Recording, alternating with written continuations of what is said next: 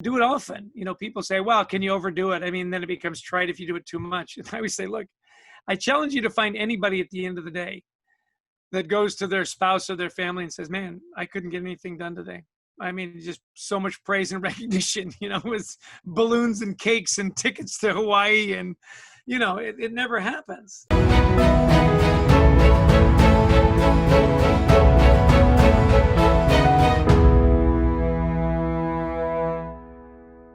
Today's guest is the one and only Chester Elton, who, for those of you that don't know, is one of the leading leadership experts in the world. Currently, he's ranked as the #4 leadership expert in the world, but being able to talk with him and discuss with him things about leadership, the number is insignificant because the person that Lester is triumphs any number or rank that can be given to him. Not only is he a leadership expert, but he's also an executive coach. He also goes into companies and helps rework and reconfigure the company from the inside so that they can get more out of the company. I think it's funny, Chester, when a lot of companies think of consulting and so forth, at least from a college kid's perspective, we often think of technological revamps and going in and fixing it from the outside and then worrying about the inside. But what Chester does, he worries about the inside, and then he's noticed that outside results have come once the inside is actually fixed. On top of that, he's also a New York Times bestseller. And Chester, why don't you show us your new book, your latest book, Leading with Gratitude, which is a terrific book, which talks a lot about his great leadership philosophy. And he's a worldwide speaker, keynote speaker. And Chester, I really thank you. And you have Culture Works with your partner, in which you guys go in and you help, like I said, reconfigure these companies from the inside, which I think is great. And I really appreciate you being here with us, Chester, and giving us the opportunity to learn a little bit about leadership from one of the top leadership experts in the world. So thank you so much for being here. Not a problem. A privilege to be on the One Life podcast. Well, thanks a lot, Chester. So how I always like to start it off is clearly you've had a lot of success in your professional life, but where did this all come from? So if you could just walk us a little through who Chester was as a young person, a young kid growing up, and then, what steps you took and how you wound up being one of the top leadership experts in the world. Well, that's the movie on my life is coming out. You should probably just watch that. I think Tom Hanks is going to play me, actually.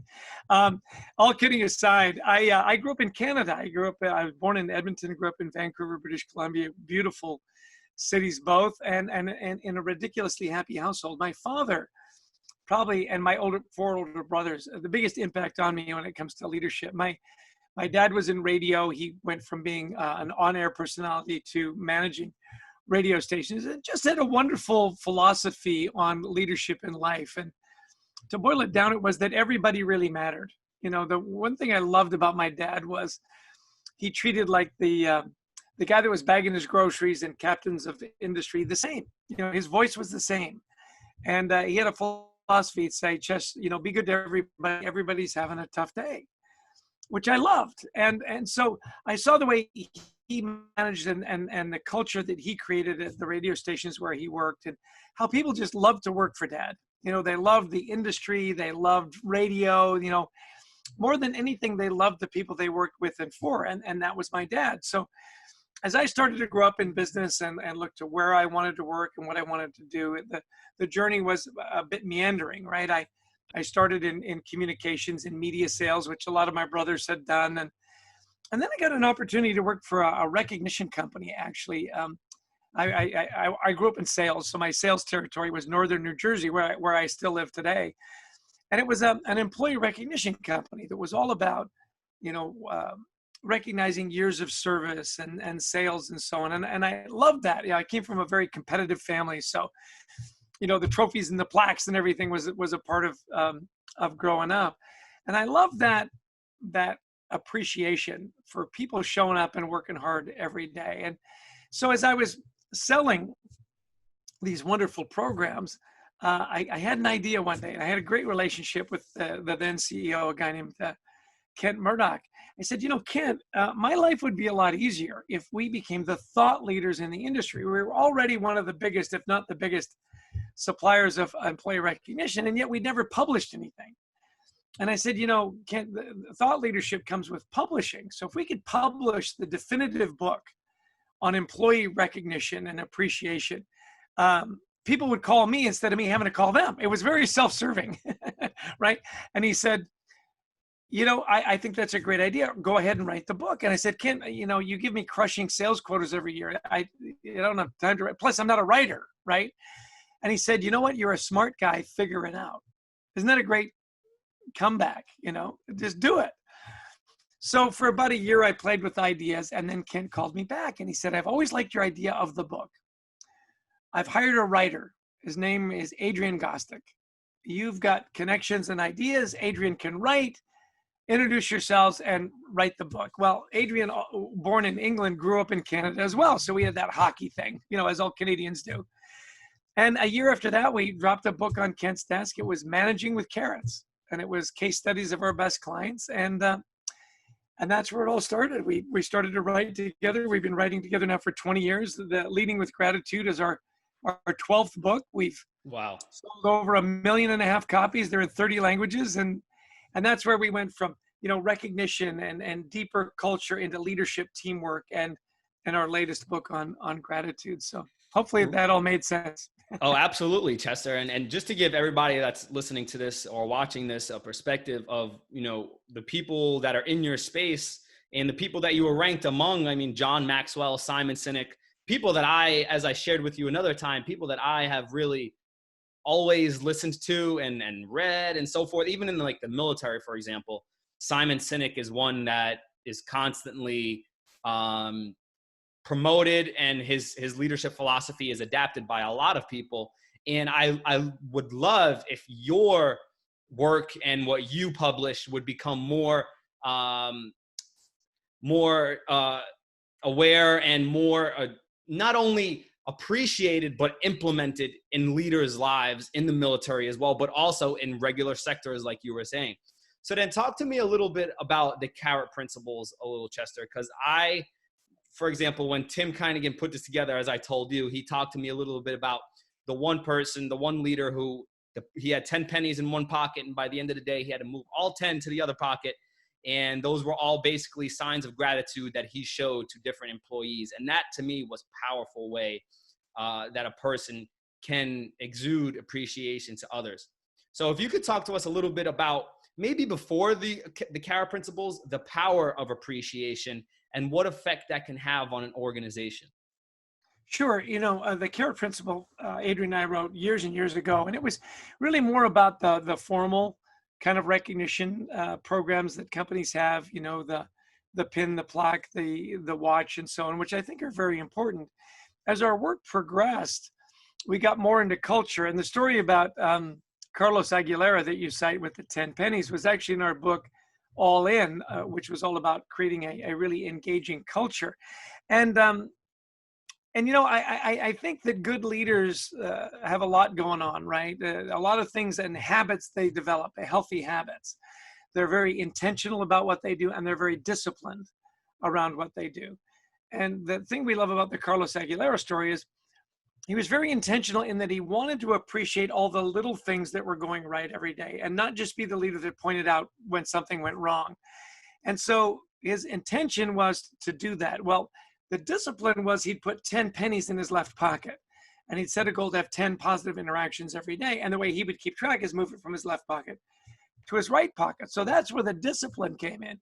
And as we were interviewing him for our book at lunch, he said, look, I've still got 8 pennies in my left pocket. Give me a couple of minutes. I've got to go out and engage with my people. Now, he couldn't always be physically with them, right? Sometimes it was a text, a handwritten note. Maybe it was a group chat on Slack or whatever it was. I just love the intention, and I love the discipline that he set up this trigger to remind him every day. Now, we do a lot of executive coaching as well. And this is something we've challenged leaders to do and say, look, initially it's going to come across as I'm just doing it so I can tell you I did it. Is that really what you want? And I say, well, absolutely. We need to start somewhere. It'll start to be something that you just do. The more that you do it, there'll be that tipping point where it becomes who you are. And so I think that's why the story of 10 pennies resonates with so many people, because it gives you something very actionable, something that you can track. And then over time, it becomes more who you are. Does that make sense? Oh, absolutely. It makes sense. So on that note, have you come across any other instances where people use some type of trigger or reminder that have said that enabled them to keep track of, showing that appreciation or having those positive interactions? Because I think that those are extremely applicable to all of us that are listening to this or watching this. Yeah, in our book Leading with Gratitude, we set up different tools and triggers. The one that I love about keeping a focus on gratitude is a gratitude journal. That at the end of the day, that you write down 3 to 5 things that you're grateful for. My wife and I have a wonderful tradition. At the end of the day, we say, "What are your 3? What are 3 things you're grateful for?" And then in the morning, I have this discipline. There are 8 things that I try to get done every day. Write in a journal, read my scriptures, say my prayers, and so on and so on. And one of them is write down first thing in the morning 3 to 5 things that I'm grateful for. So to start the day and end the day with a reflection on gratitude and that discipline is another wonderful best practice. A third one that I'm a big fan of, and it's really old school, is handwritten thank you notes. To write a note 3 times a week, whether it's someone in your department or on your team, or maybe in another department, and someone in your personal life. It's like I say, it's old school, and not many people do it anymore. And I think because of that, it's more impactful, right? That you get this handwritten, mail right now, you got to admit, it's pretty boring.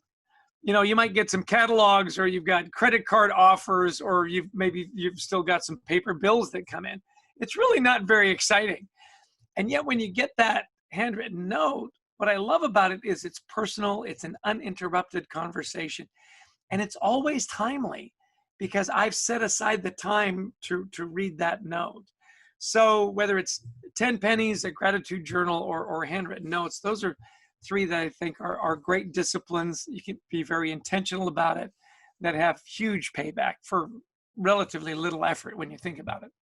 Right now, Chester, one thing that when I was talking to Tim, I keep going back to him because he connected me with you. And one of the reasons he connected me with you, because we were talking a lot about the power of gratitude on our personal lives. And I was explaining to him that for me personally, I went through an experience, which I share on this podcast a lot, but losing my grandmother very suddenly. But what that did was that it enabled me to develop a sense of gratitude for especially time, but life in general.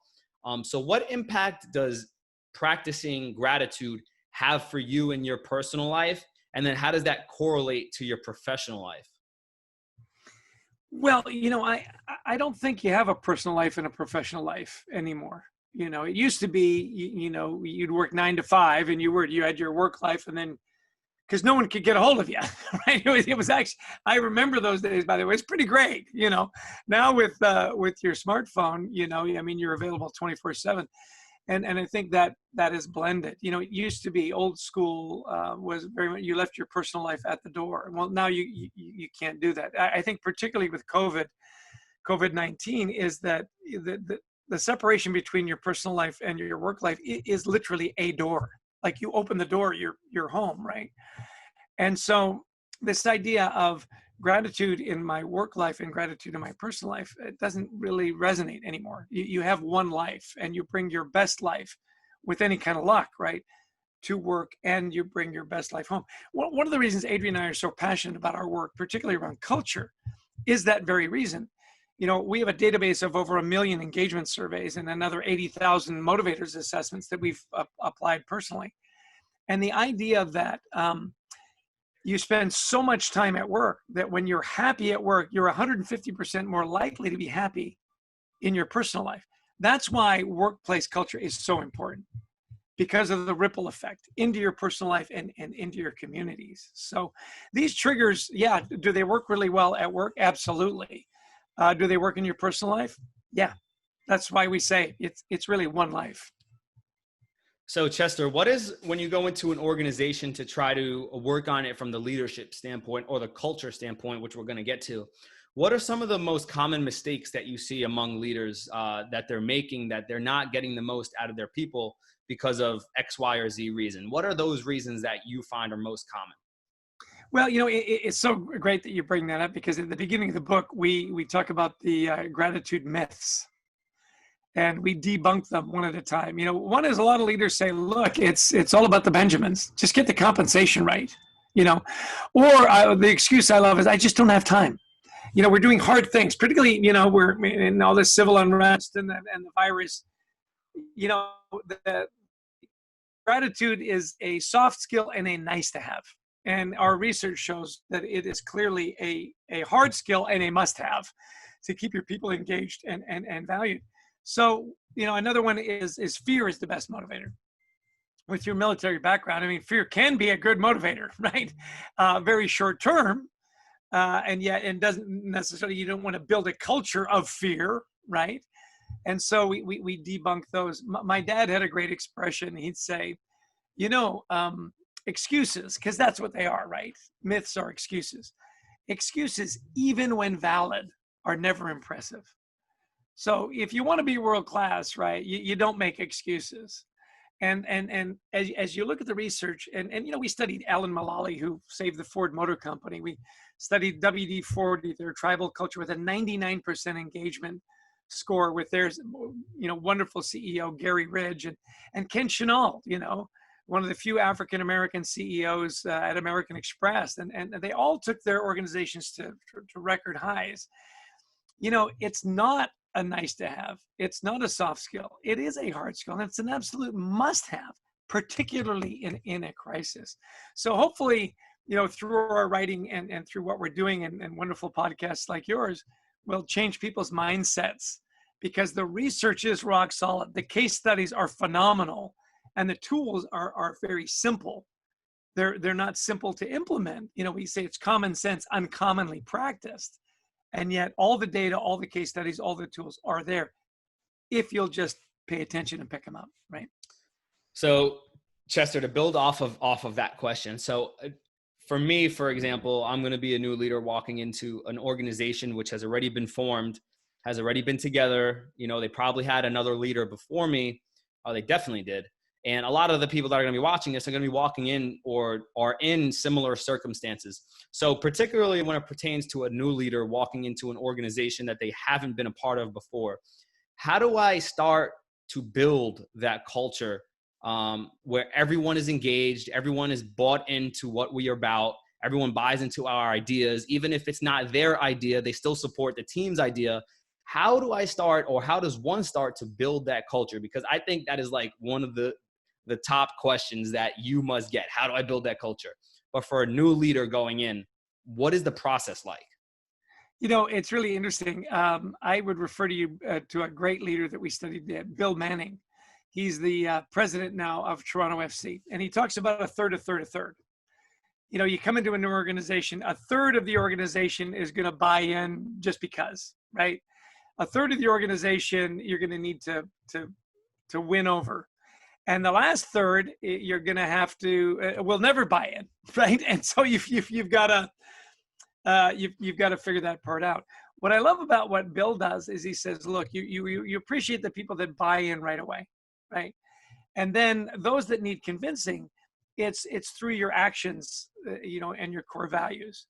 Now, the last third is really interesting, and sometimes and actually, I'm sorry, it's the 20-80, it's the 20, let me get this, 20-60-20 rule.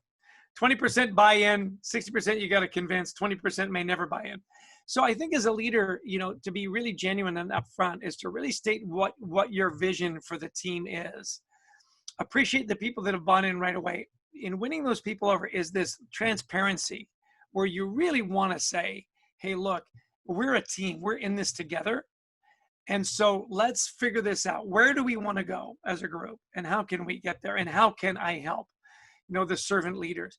And then the toughest part is those that may never buy in, is you need to identify them pretty quickly and have those candid conversations with them that says, look, this is where we're going. This is how we're going to do it. Now, you don't have to buy in. Alan Mulally at Ford did this brilliantly. He said, look, this is our system. This is how we're going to do it. Now, you don't have to buy in, and that's okay. You just can't be a part of this team. You just can't live here, right? And I love that. It's just honest. It's open. Say, we want you to buy in. We want you to do well here. If you can't, that's okay. You just can't live here anymore, right? So the good leaders, and you will be a great leader, have those tough conversations. And again, you really appreciate the people that buy in right away. You really respect the people whose trust you earn. And then those outliers, and I'll tell you, the reason you got to get the guys that never buy in, how you got to identify pretty quick, is because initially your team, your organization, your group, whatever it is, will blame the disgruntled employees, the disgruntled team members. The longer they stay, that blame transfers to you because you're the leader and you could have fixed it and you chose not to. So often people say, well, manage around them or make accommodations or whatever. No, don't do that. Have the tough conversations. Get the team you want. Because as soon as you get the team you want, great things can happen. While you're still struggling, it's a battle every day, and nobody's happy. You're not happy, they're not happy, and the rest of the team's not happy.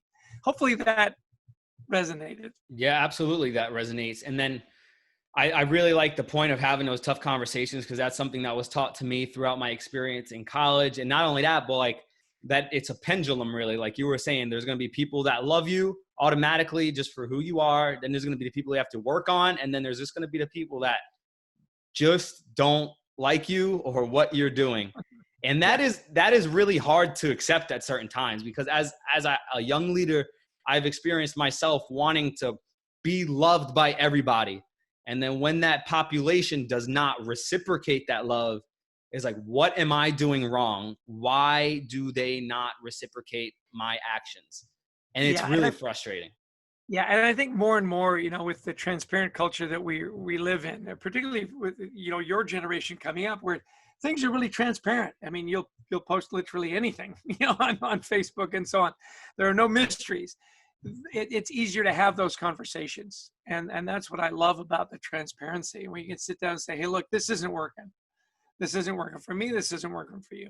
One of the great leaders we've had the privilege to know over the years is Scott O'Neill. He's the CEO of HB Sports. They own the Sixers and the Devils, and they own 30% of the Steelers, and on and on. He said, in our culture, we have a culture where we cheer for each other. And you know what? If it gets to the point where I can't cheer for you, or I get the sense that you're not cheering for me, we got to figure this out. And I love that metaphor, because when you look at your team, as you take command of your next unit, right? It very quickly, you'll be able to say, hey, I can cheer for these guys, right? These guys I maybe am unsure of, and these guys I can't cheer for. And you've got to ask yourself, why? Why can't I cheer for them? Or why do I get the sense they're not cheering for me? And that gives you permission to go in and have the conversation and get it fixed. Now, in speaking of permission, there's a really interesting concept in leadership. And that is the way a leader acts gives everyone else permission to act the same way. If you lead by fear, they will lead by fear, right? If your compass is a little off and you cheat a little bit on whether it's your expenses or your time clock or whatever it might be, everyone else says, well, if he's doing it, it's probably okay. I can do it too. So as leaders, I think that reflection at the end of the day on gratitude, it's also great to reflect on, how did we do today? What did we set out to do? What happened? What did I learn? How am I going to carry this forward? Because everybody's watching the leader 24/7. And the way you act gives everybody permission to act the same way. So Chester, going into a new organization, once again, I've heard a couple different opinions on this, and it deals with the first 30 to 90 days. Like, what should that look like? Should you go in changing things? Or should I sit back on the sidelines and observe? In your opinion, what should the first, 30 days to 90 days look like as a new leader in a new organization? I think that's very optimistic, 30 to 90 days. I think it's your first 10 minutes, if not the first 10 seconds. You know, the way you come in. And a lot of that, you know, look, great leaders do their homework. You know, look up your team, get to know what's going on. What was the history? What do they do well? What are areas that you think you can work on? You know, who are the personalities? Who are the ringleaders? You know, who are the rabbis? Who are the cheerleaders? And so that you can come in and just say, I love leaders that come in and say, hey, listen, it's an honor for me to lead. It really is. And I don't have all the answers. And, you know, by myself, I think I'm pretty smart. Together, we can be Einstein. So I want this to be really collaborative. I want you to be able to speak your minds. I want it to be safe to do that.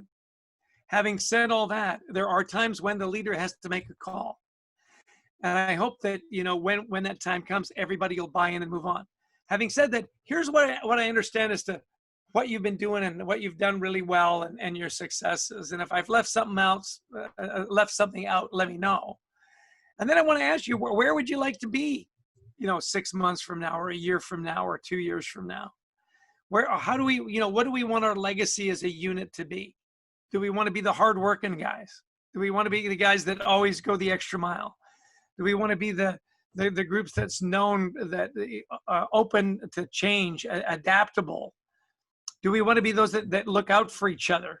You know, that we truly are brothers and sisters in this whole thing, and we're kind and we're grateful, and establish that early on as you come in, and then you got to live it, you know, and then you got to live it.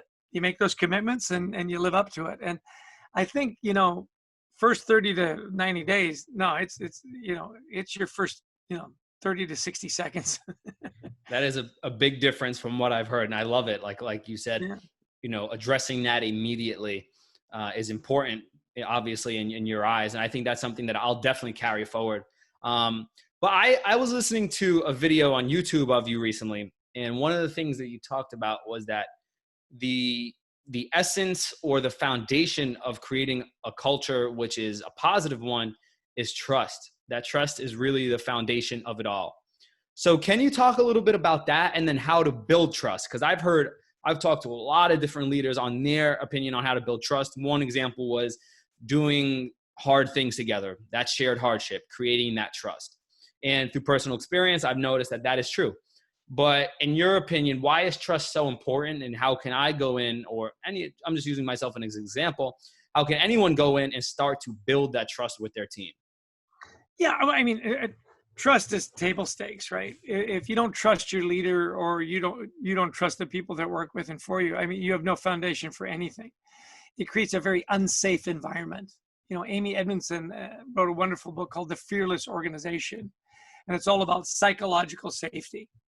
So without trust, you have no psychological safety. Everything that comes out is, oh, what did they really mean by that? Where are we really going? What's the true? And I know what they said. What does it mean? Right? Now, in our research, and this was research we did for the Carrot Principle, it was, you know, 200,000 engagement surveys. The number one driver of trust is communication. I love your idea about let's go do hard things together, and we'll learn to trust each other as we do hard things. I think that's very experiential. I think before all that happens, it's communication.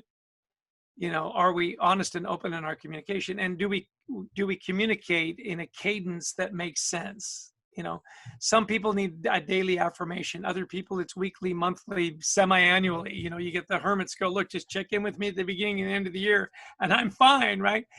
Tailor the communication to the individual. Make sure you've got a lot of different channels to communicate.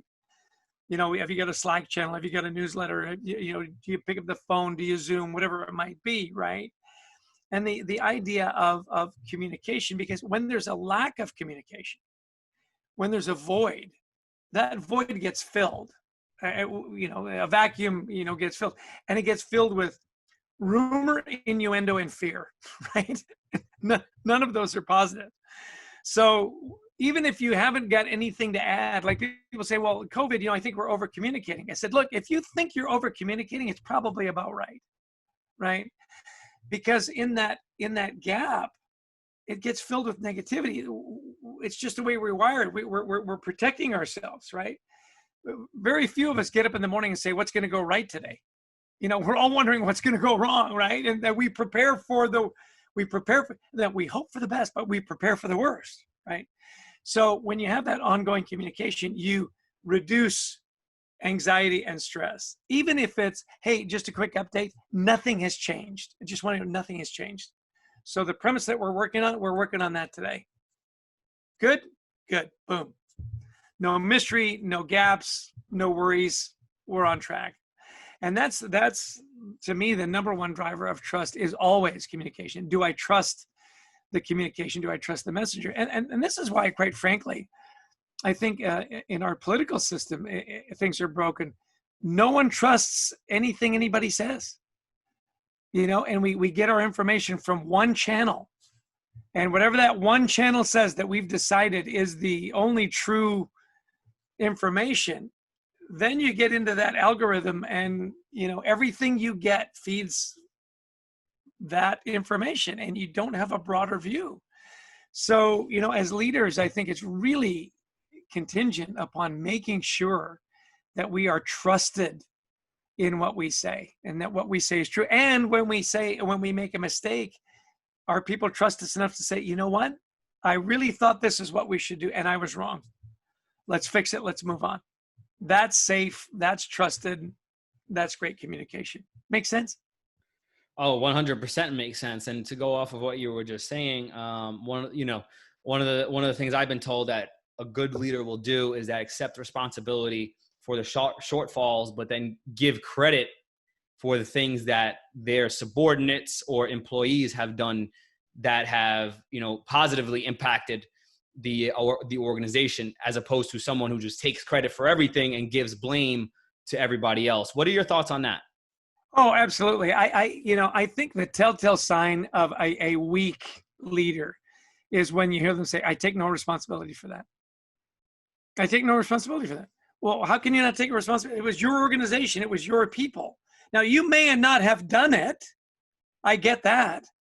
That there is no responsibility. And to your point, everything that good happens was because of me. Everything bad that happens is somebody else's fault.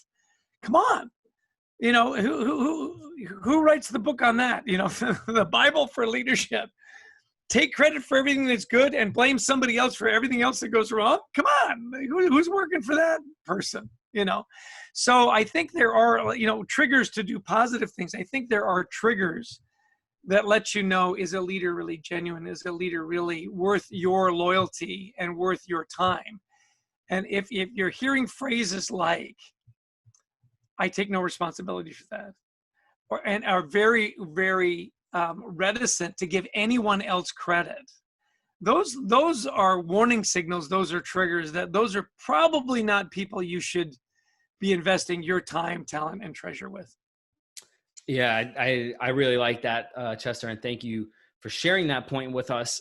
And another thing that I was listening to on another one of your talks was the fact that people think that culture and appreciation, and you being the apostle of appreciation, right? Amen, brother.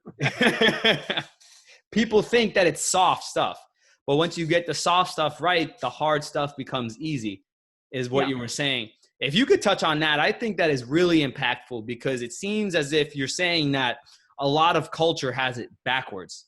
And if we can correct that, it can make not only our companies more successful, but ourselves more successful. And you mentioned in one of your talks, and you showed how drastically revenue increased as the positivity and culture increased. And for me, once again, it stemmed from working from the inside, and then the outside became much easier. So if you could talk about that, the soft, getting the soft stuff right, and the hard stuff becomes so much easier. I think that is so fascinating. Yeah, the soft stuff is the hard stuff. And the reason the soft stuff is the hard stuff is because it's emotional. When you're dealing with spreadsheets and numbers and so on, that's the hard stuff. That's actually fairly easy. When you have to engage people, intellectually and emotionally, that's hard. I mean, listen, I got 4 kids. That's hard. It just is. And our kids are 4 different points on the compass. You deal with each one differently. You don't, old school is we deal with everybody the same because that's fair. Well, that's not only not right, it's stupid. Different people are motivated by different things. The great leaders know their team. They know who to put client facing. They know who to put on research. They know how to put a team together with, not just diversity and in race and gender and generationally, motivationally, they're diverse. Somebody that cares about the environment, somebody that cares about the customers, somebody who cares about, the team and so on. So yeah, the soft stuff is the hard stuff because it's emotional and it's complicated. People are complicated, right? It's there was an old cartoon, Snoopy, the Charles Schultz, the old comic strip, and Snoopy the dog would say, I love mankind. It's people I can't stand. Like, I love the concept of mankind, but when you get down to the individual people, that's, I can't stand that. So the good leaders will invest some time into understanding their team. The great leaders invest a lot of time and have excellent soft skills. Now, if you go through your life, the people that you would do anything for are the people that not only you respected because of their talent, you respected them because of your relationship with them, right? They cared about you, so you cared about them. You wouldn't let them down, not because you thought they were the smartest person in the room, because they were the person in the room that cared about you, and you wouldn't let them down. Am I right? You are 100% right on that, Chester.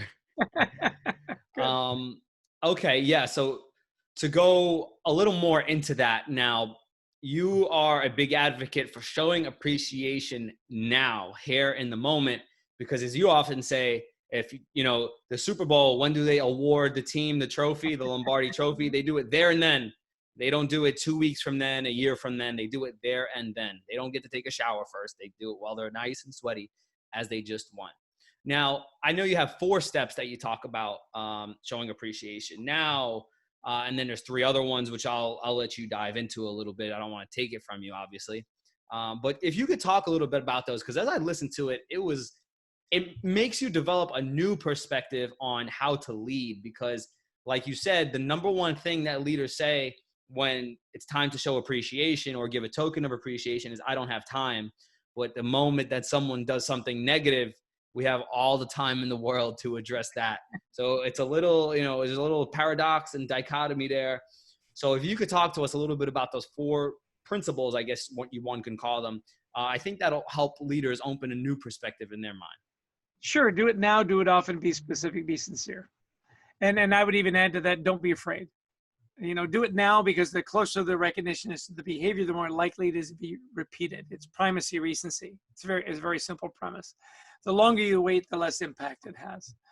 Do it often. People say, well, can you overdo it? I mean, then it becomes trite if you do it too much. And I always say, look, I challenge you to find anybody at the end of the day that goes to their spouse or their family and says, man, I couldn't get anything done today. I mean, just so much praise and recognition, with balloons and cakes and tickets to Hawaii. And, it never happens. We look at engagement surveys, around the world, and almost categorically, except for the exceptions like American Express and the WD-40 and Ford when Alan Mulally was there, I feel appreciated for my work is near the bottom. So I love leaders that say, well, I don't want to do it too much. It'll become trite. I said, look, I've seen your 360 review. Trust me, you're not doing it too much. We talk about the gratitude gap. 70% of leaders think they are above average in giving recognition and appreciation. Only, 23% of their direct reports agree. So there's that gap. So do it now, do it often. Don't worry about doing it too much. Wouldn't that be great? Be specific. General praise has no impact. You just can't walk in and say, hey, great job. You're the best. You're the Tower of Pisa. The specificity gives you credibility. I like what you did with that customer that came in. That was a problem with the warranty. You walked them through it. You went the extra mile. You got it satisfied. That'll be a customer who came in angry, left happy. They're a customer for life. See, that's specific. So that's what customer service looks like, right? And then the sincerity. I think specificity goes a long way in making it sincere. The other thing is, people know. They know if you're checking the box, right? They know if you're just doing it so you can tell HR you did it, right? And if you've got a relationship like Carlos Aguilar with the 10 pennies, it's frequent enough, it's often enough. It's not what he does, it is who he is. that comes through. And then lastly, just lately, we said, look, don't be afraid. Well, I'm not going to be very good at it. You go, well, of course you're not going to be very good at it. You don't ever do it. When was the last time you picked up golf clubs for the first time and, golfed in 18? You had 18 hole-in-ones. I mean, it never happens, right? The more you do it, the better you'll get. So the trick is just start and know that you're not going to be good at it, and even apologize for it. That's fine. Say, look, this recognition thing's new to me. This gratitude thing is, it's not, I want to get better at it. So if I screw up, forgive me. Come on, who's not going to give that person a break, right? So yeah, that's our rule of 4. Do it now, do it often, be specific, be sincere. Right. Okay. And those are really, really simple to remember, but also effective, like you're saying, in these organizations that you have worked with. So to go back to your point about kind of aligning that portion of appreciation with who you are and your identity, I feel a large problem, especially with a lot of young people, is the fact that they don't know who they are or what their identity consists of. This is going maybe a little off of the topic of leadership and more towards personal development and self-growth. How does a young person begin that journey to discover who they are and those principles that they have to discover that they can then take into that leadership role? Well, I think you just have to ask yourself, who do you want to be? How do you want to be remembered? I think right now is a wonderful time for self-reflection. As we go through all these crises, how do we want to be remembered? What will be your legacy? So if you're young, you say, well, I'm not really sure who I am. I say, well, how would you like to be remembered? Stephen Covey had the great exercise. At your funeral, what do you want people to say? Do you want them to say, man, that kid could sell? Or do you want them to say, he was a great dad. He was a great friend. He was a great neighbor. You could always count on him. I would submit the latter is the better funeral, right? So as early on in your career, say, well, who do I want to be? Who are those people that I really admire? A good friend of mine, Aisha Bursell, has a wonderful program called Design the Life You Love. And what she asks is, write down 5 people or 6 people that you really admire. Just write their names down. And why do you admire them? And you'll often write down your mom or your dad, or, maybe it's Winston Churchill or Jack Kennedy or whatever, right? And, why do you admire them? Well, because they did hard things, because they were kind, because they were always there for you, because they were a true friend. Well, that gives you a pretty good idea of the values that you value and who you would like to be. Strong, courageous, kind, thoughtful. So step back, and if you're not sure who you are, say, well, who would I like to be? And write it down and say, okay, if I want to be a good friend, what does that look like? If I want to be thoughtful and kind, what does that look like? And specifically draw out people that you love and admire, because they'll give you the roadmap. Remember, we talked to you about, as a leader acts, it gives people permission to do the same. Well, the people that you admire, how do they act? How do they do it? And replicate that. It's a great formula. Yeah, I think that's powerful. Like you were saying, though, about the portion of asking who you want to become. I'll give you a for instance. It was just a couple of months ago when I was still in school, in person, and it was a computer science class, and the professor asked a question. She said, who knows what they want to do after college? And there was 30 seniors in the room, and I had ROTC lined up. So obviously I was blessed enough to know what I wanted to do, but I was the only person that raised my hand when she asked that question, and it blew my mind away. Like, we don't know what we want to do. And then that's why ultimately I started the organization, the Society of Growth and Success, because I want to help other students discover who they are. Because I feel like once a student or a young person does that, then everything else just comes so much easier to you, because a lot of the noise is just canceled out because you know what you have to focus on to get you where you want to be. But it's so lost in it. Go ahead, Chester. Yeah. I would change that up. And just my perspective is, who knows what they want to do? Well, when I was younger, I didn't say, I want to write books. I want to be, an expert in leadership and culture. I didn't know that was going to be the end result. I think the better question is, who do you want to be? Yeah. Now, I think the reason that you're in ROTC and so on is that is a great vehicle for you to become a great leader. You are a student of leadership. You want to lead. And so you're doing ROTC to get you to that goal. So, I think it's the wrong question. How many know what you want to do? Well, I knew I wanted to be in sales, I guess. I didn't know what kind of sales. And then from there, what I wanted to be was I wanted to be a trusted advisor. I wanted to be, really good at what I did. I wanted to keep my values straight so that when opportunities presented themselves, you will have life after the Army. Of course. It may be in 5 years, it may be in 35 years. And what you want to become is the right kind of person so that when opportunities present themselves, I never in my wildest dreams, believed that I was going to become a co-author of New York Times bestselling books. What I did know is that in thought leadership and writing was a great way to influence organizations. And because, Adrian had the skill, that I had some of the relationships, and we had good core values, we were able to do that. So I think that's an interesting question. What do you want to do? I don't know. Yeah. I don't know what I want to do tomorrow. I know who I am. Right. And that's the whole point that I try to just share with people. Cause I feel like in the society of especially like social media and all of these things that surround us that are constantly telling us, what do you want? Such as, all of these celebrities sharing their fancy houses, clothes, cars, etc. It's all about having these tangible goods. But before you have the tangible goods, you have to discover the answer to the intangible questions. Like you were saying, who do I want to become? And like going back to Covey's book or one of his practices, beginning with the end in mind, like you were saying, that's something that I've really been able to implement in my life. So when it comes to like, at one of the workshops that we actually did with the organization, it had to do with imagining your own funeral. And people at first were like, what are you saying? What are you talking about? But breaking it down and not looking at it morbidly, but in terms of it can help you design your next 10, 20 steps. It becomes so much easier, and it makes you such a more happy person, and makes you practice more gratitude, going back to what you were saying. Well, yeah, it's a legacy play. And, I know we've just got a couple of minutes left here. There are resources. We've got a wonderful website, leadingwithgratitudebook.com. You can download the first chapter in the forward. There's podcasts. There's all kinds of fun stuff there.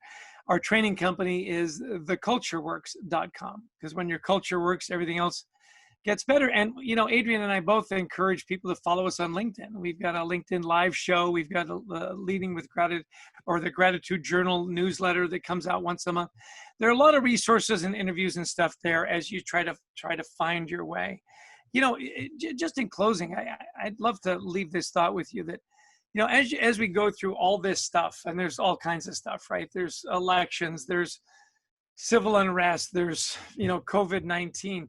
I hope that as we go through all of these crises, whether it's personal or educational or in business, that we really do step back and say, look, we're going to be a little more grateful. We're going to be a little more kind, and we're going to be a little more patient with each other. I think that if those three things come out of this crisis, that we'll be better organizations, we'll be better communities, and we'll be better people. I love to say, look, leading with gratitude is a great way to lead an organization. We have the data to prove it. It's also just a better way to live. To be grateful for what you have and not pining for what you don't have. Be grateful, be kind, be patient. I think it's a great formula for a great life. And I really just appreciate our time together. Thank you for the questions, and good luck with your journey in leadership. Well, thank you so much, Chester. And I pray that those three things come out of this whole crises, I should say, because there's multiple that we're dealing with. Yeah. I really pray that it happens as well. And I really appreciate you taking the last 45 or so minutes out of your day to spend it here. And I know a lot of young leaders or leaders in general are really going to benefit. So I really thank you so much, Chester. And I really look forward to talking to you again soon. You bet. Take care, my friend. Thanks, Chester. Thank you. Bye-bye. Thank you guys so much for listening to yet another episode of the One Life Podcast. I hope that you were able to take one or two of these ideas that we discussed today and are able to implement them in your life to make you more successful in whatever it is that you're chasing. Remember, only one life to live, no time to wait. Act now. See you guys on the next episode of the One Life Podcast.